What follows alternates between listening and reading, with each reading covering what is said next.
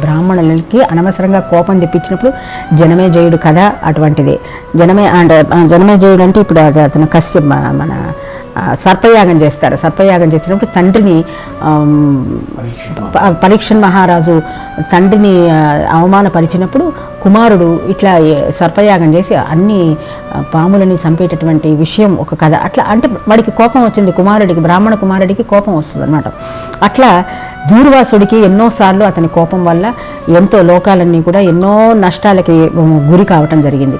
అంటే బ్రాహ్మణుడి యొక్క కోపము ఎట్లా ఉంటుందో దానివల్ల మనకి ఎట్లా నష్టం కలుగుతుందో పర్యవసానం చాలా కష్టంగా ఉంటుంది. కాబట్టి బ్రాహ్మణులకి ఎట్టి పరిస్థితుల్లో మనం కోపము తెప్పించరాదు. ఎందుకంటే అతను శపించడం అంటే ఏంటి? ఎప్పుడైతే మనం ఒక వ్యక్తిని నువ్వు నాశనమైపోరా అన్నామనుకో మన యొక్క తపోబలం తగ్గిపోతుంది. అందుకని ఈ బ్రాహ్మణులు ఏం చేస్తారంటే దానిని దిగమింగుకుంటారు. ఎప్పుడైతే అది దిగమింగుతారో అంటే ఎవరిని శపించరు, వాళ్ళు శపించకుండా ఓర్పు వహిస్తారు. అనంతమైన ఓర్పు శక్తి కలిగిన వాళ్ళు వీళ్ళు, ఈ బ్రాహ్మణులు.